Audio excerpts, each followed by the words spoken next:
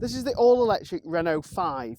This is almost a direct replacement for my old love car, the Renault Zoe, and today I'm going to be taking this for a drive to see if it lives up to its looks. Now, I've driven this for about an hour and first impressions are, it's like most Renaults I've driven, it drives very well. All Renaults always drive well. They're always very responsive, they turn very well, they pull very well, they handle very well.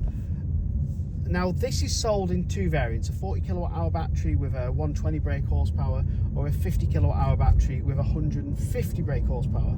This is the larger battery. This is the middle spec Techno though, so it's not got some heated seats, heated steering wheel. I don't think it's got side collision warning on it either. But it has got, like I said, 150 brake horsepower. Now, 150 brake horsepower in a car this size sounds like it's got quite a lot of horses.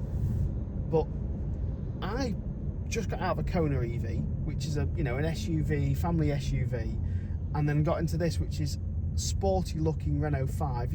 Really, this is a keen looking car. It really is beautiful. I mean, I am honestly in love with the looks, but it does feel to me slightly underpowered.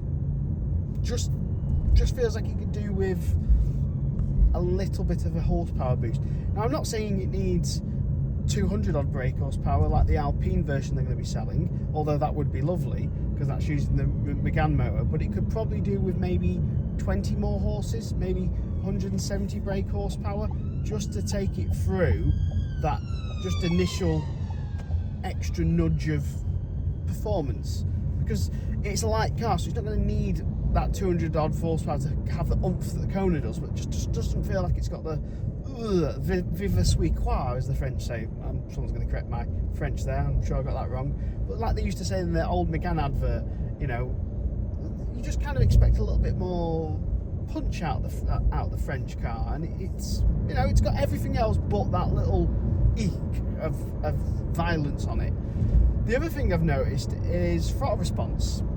So if I accelerate from a standing start, there's a bit of power to get you off the line like any EV, but not the same as any EV. It seems to be that they've dulled down the throttle response ever so slightly, not to have that same punch that it gives you.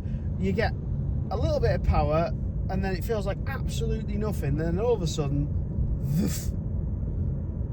it just comes out of nowhere. And I assume it's software related, not motor related. I think it's software.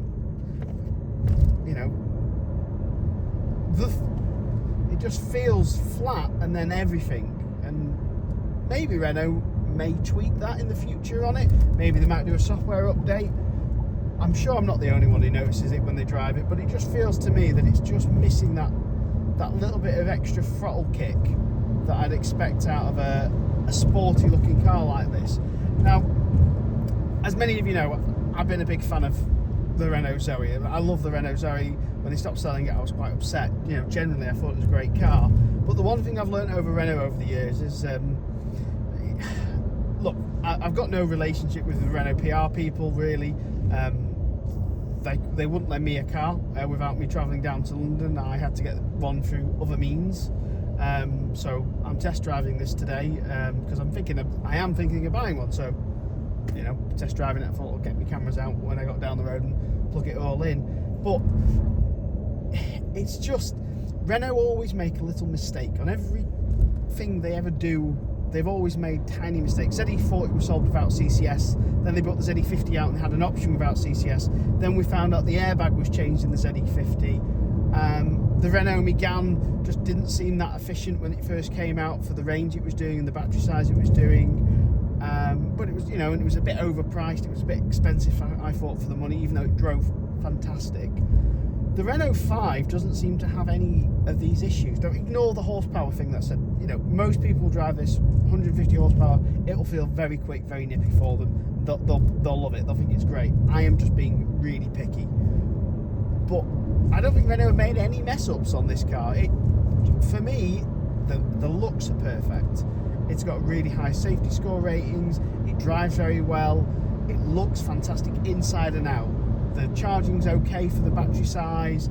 The range is okay for the battery size. It's not amazing. It's not class leading in any stretch of the imagination, but it's perfectly adequate, but the price on it is extremely keen. I mean, I honestly, when I saw how good looking this car was, I saw the specs, I saw everything else about the car, I thought Renault's oops moment on this would be that they were going to massively overprice this car. I thought they were going to have it at a ridiculous price, but it's not. It's really, really affordable to buy. In fact, if you're thinking of financing one of these, if you finance one of these, you go on Renault's website, you can compare them against different cars.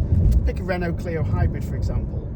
This comes in, when you look at Octopus Intelligent hours, Octopus Go hours, this comes in at the same monthly price.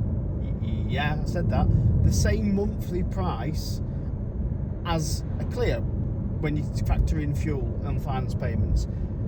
Now, one of the big things about this car that it seemed to be not mentioned at all by Renault UK, but was mentioned quite heavily in France and when this car was being discussed, is this car is equipped with vehicle to grid. So not vehicle to load, not powering a kettle, or, you know, like I did with my Ioniq 5. You're going to see that video top right. But this is proper vehicle to grid enabled. It's got the tech on the car now. Now, as far as I'm aware, it's not sold like that in the UK yet. It's not been, it's not got any chargers that have been authorised to work with it in the UK.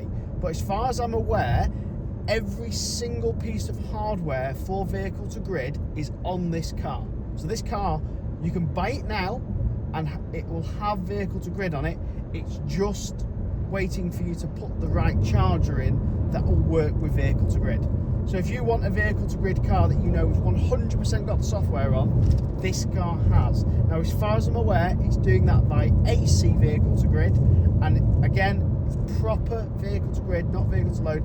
I just don't know what amount of kilowatt power the inverter will power the car at, but it's, you know, it's one of the only cars I know of that's definitely got it on. Hope you enjoyed this video. For more videos, check out this video here, or maybe check out this playlist here.